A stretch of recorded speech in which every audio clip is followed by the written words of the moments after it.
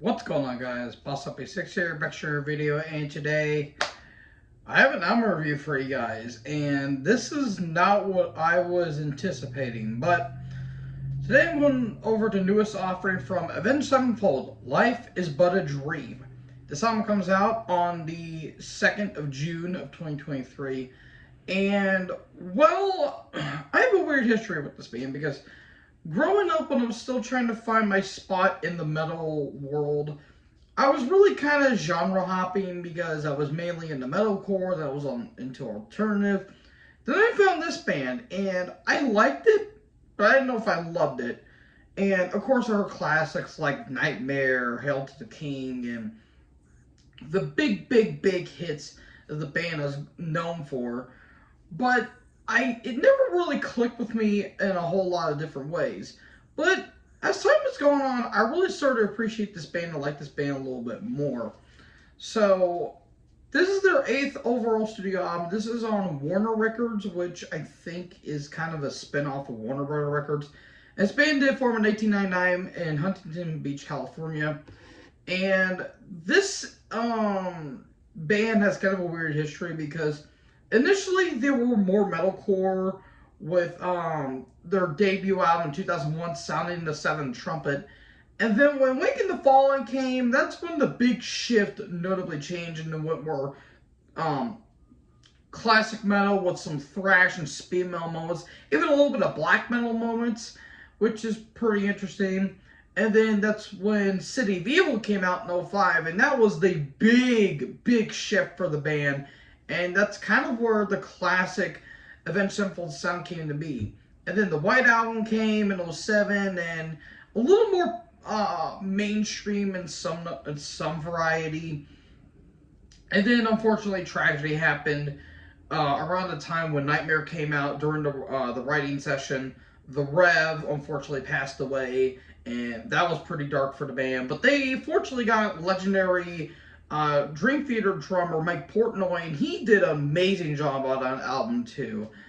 And then Hail to the King came out in 2013, and that's when they went more to the more traditional heavy metal side, like with like Metallica, Judas Priest, and all those other bands, Iron Maiden most notably. And then the Stage came out in 2016, and that's when they went more progressive and a little bit avant-garde. And then this album comes out, and this may be the most bizarre album I've heard so far this year. And considering all the stuff that I've heard this year, that is saying plenty because, wow. Before I talk about the album in full, I talk about all the other tracks. I want to talk about the two singles came out. Nobody and We Love You. With We Love You, it's got some really killer riffs and a really nice acoustic intro. But on top of all that is this frantic nuttiness with synths and organs and weird effects on the guitars and the drums.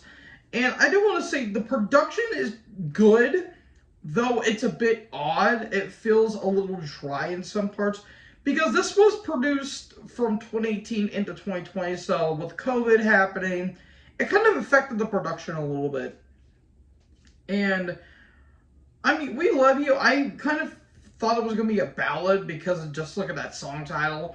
But it's not. It's a weird song. And take a shot every time I say weird or anything associated with that word, because if so, you're going to be flat out drunk by the time this review is over, because this is one of the most batshit insane albums I've heard.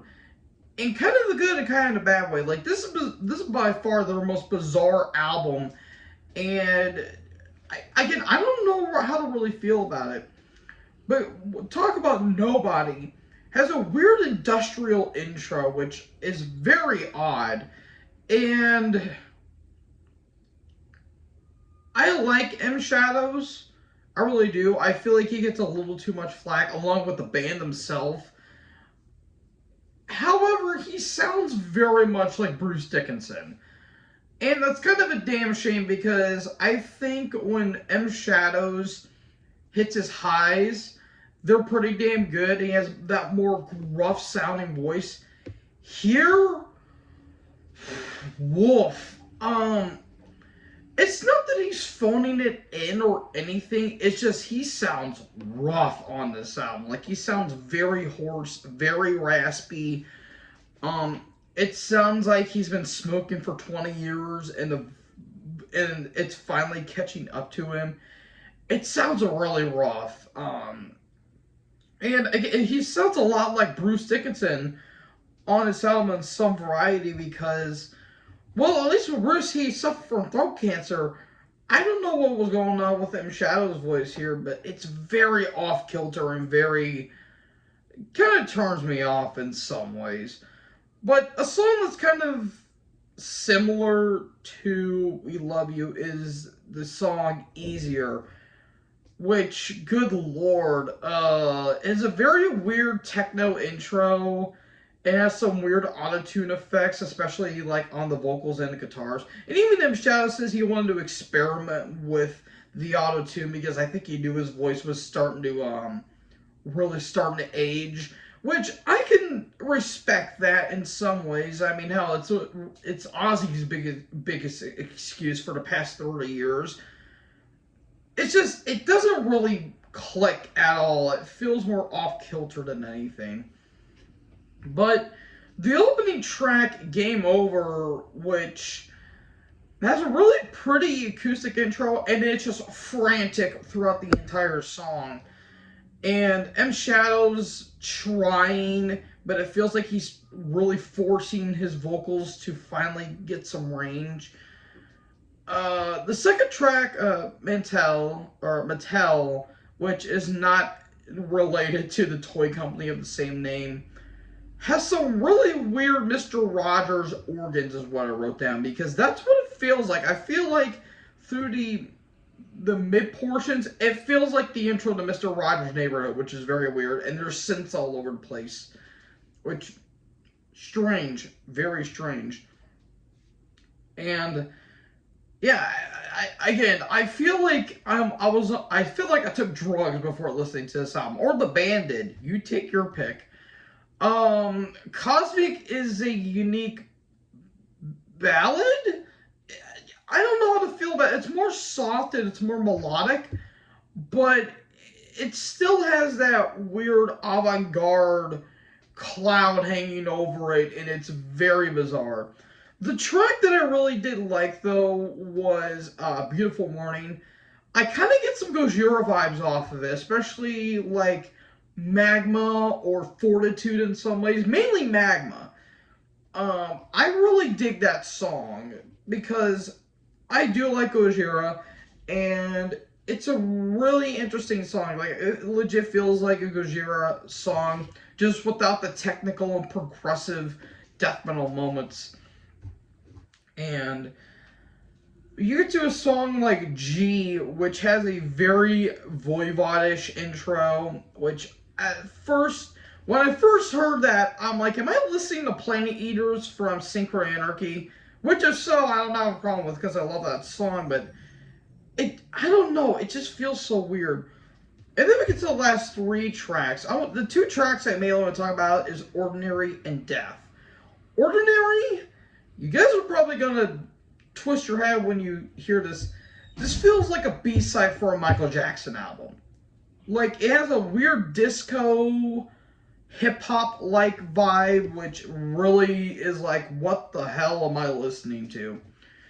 And then you get a song like Death that's very 60s in the beginning, and then it kind of just goes off to its weirdness halfway through.